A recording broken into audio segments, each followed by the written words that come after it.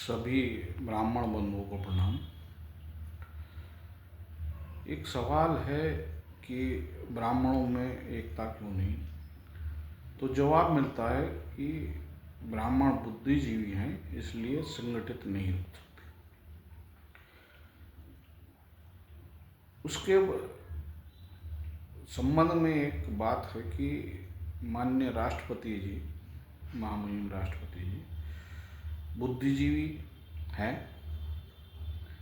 लेकिन फिर भी उनकी पूरी कैबिनेट, प्राइम मिनिस्टर, पूरी कैबिनेट लोकतांत्रिक व्यवस्था संचालित करती है, यानी कि टीम वर्क है।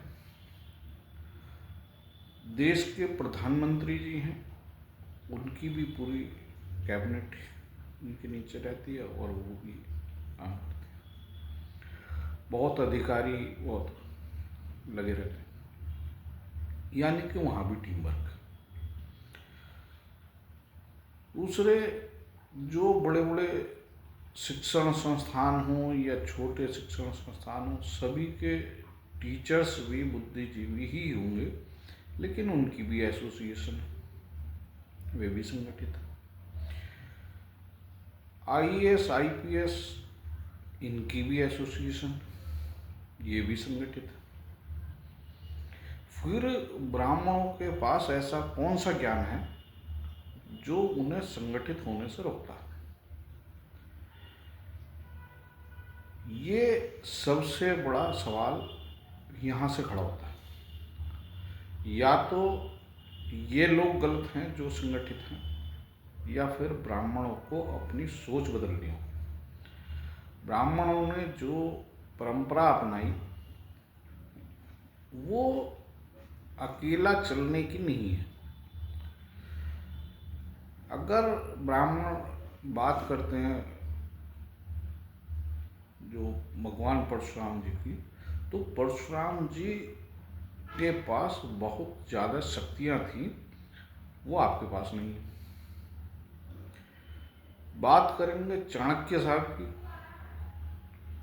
तो चाणक्य जी वाली भी काबिलियत आपके पास नहीं है, ना वो समय है। वर्तमान समय है लोकतांत्रिक व्यवस्था का। यहाँ पर अकेला कोई भी व्यक्ति कितना भी ताकतवर हो, वो विधानसभा का सदस्य नहीं बन सकता। विधानसभा का छोड़िए, वो ग्राम पंचायत का सदस्य भी नहीं बन सकता। प्रधान नहीं बन सकता, जिला पंचायत का सदस्य नहीं बन सकता, ग्राम पंचायत का सदस्य नहीं बन सकता, क्योंकि व्यवस्था लोकतांत्रिक है। यहाँ पर संख्या बल जिसका ज़्यादा होगा वो पावर उसे मिलेगी। अब जो इस व्यवस्था को देखते हुए ब्राह्मणों को ये बात समझनी होगी कि उत्तर प्रदेश में ब्राह्मण वोटर हैं 17%, और 17% होने के बावजूद हाशिए पर है। 115 सीटें लगभग ब्राह्मण बाहुल्य है, जहाँ पर 70-80 हज़ार से ऊपर ही वोट है। ऐसी 115 सीटें, फिर भी ब्राह्मण सदन में जीत के आ रहे हैं 50-52 तक। अब आप देखो कि शेष जो सीटें हैं ब्राह्मण बाहुल्य, उन पर आप नहीं जीत पा रहे, तो आपको अपनी पॉलिसी पर दोबारा से चिंतन करना होगा, दोबारा उसकी समीक्षा करनी होगी कि आप कहाँ रणनीतिक चूक कर रहे हैं। अगर 115 ब्राह्मण विधायक हों तो फिर एक बड़ा बहुमत हो सकता। दूसरी, जो 115 के बाद जो 403 सीटों में से 115 के बाद जो शेष सीटें हैं, उन पर भी कम से कम, जो आप अगर देखेंगे, जो सबसे कम जिस जगह विधानसभा में ब्राह्मण होंगे वहां पर भी 20-30 हज़ार वोट। आप पूरी सत्ता को अपने नियंत्रण में ले सकते हैं या फिर नियंत्रित कर सकते हैं, लेकिन आपकी स्थिति इतनी खराब है। वजह क्या है कि आपकी पॉलिसी खराब है। आप लोकतांत्रिक व्यवस्था को ठीक से समझ नहीं रहे या समझना नहीं चाह रहे। लोकतांत्रिक व्यवस्था में जो आप बुद्धिजीवी हैं, तो बुद्धिजीवी का एक आपका दिखना चाहिए कि साहब ब्राह्मण 17% है और बुद्धिजीवी हैं तो ये सत्ता पर काबिज है। हम आपको ये नहीं कहते कि साहब आप किसी भी जाति का, धर्म का, पंथ का, विचारधारा का विरोध नहीं कीजिए। आप अपनी विचारधारा बनाइए। आप तरक्की कैसे करें? जो भी यूपीएससी क्रैक करने वाले स्टूडेंट होते हैं, वो जो एक अपना टाइम टेबल सेट करते हैं, अपना जो तरीका अपनाते हैं, कौन सा बेहतर तरीका है जिस तैयारी करने का, उसको देखते हैं। दूसरे जो पूर्व टॉपर हैं, उनकी जो तौर तरीके थे तैयारी करने को, उनका अध्ययन करते हैं। ब्राह्मण भी करें, इसमें कोई जो बुराई नहीं है कि आप बेहतर तरीका किसी से भी सीख कर भी अपना सकते हैं, किसी को फॉलो कर भी अपना सकते हैं। आप देखिए, निषाद समाज है, निषाद समाज की अपनी पार्टी है, अपना नेता है।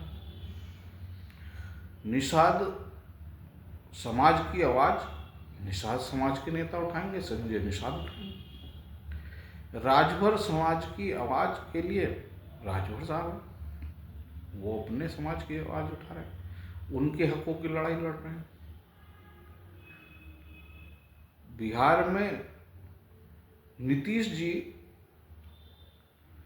की जो कुर्मी समाज के लोग हैं, वो नीतीश जी के साथ खड़े हैं, बिल्कुल पूरी ताकत के साथ। एक एक वोट नीतीश जी के साथ खड़ा है। इसीलिए 20 साल से नीतीश जी अल्पमत में होने के बावजूद चीफ मिनिस्टर हैं। किसी न जिस भी पार्टी को सत्ता चाहिए, वो नीतीश जी को चीफ मिनिस्टर बनाएगा।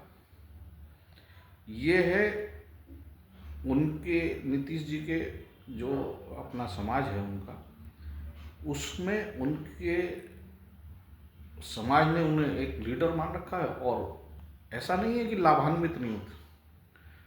उत्तर प्रदेश में भी जो कुर्मी समाज है वो बहुत एकजुट है, और मैं उनकी हमेशा काबिलियत की प्रशंसा करता हूँ, और मैं उनका बड़ा प्रशंसक हूँ कि यहाँ पर भी जितने % वोट हैं या जितने कम कुर्मी समाज के लोग हैं, उसके बावजूद उनके ब्राह्मणों से ज़्यादा MP हैं। अब आप देखिए कि आपकी पॉलिसी बढ़िया है या उनकी पॉलिसी बढ़िया है। आप सीखिए। आप, ये तो बात सर्वविदित है कि नीतीश कुमार जी 20 साल से चीफ मिनिस्टर हैं, इसमें तो कोई दो राय नहीं। ये भी कंफर्म है कि नीतीश जी का वोट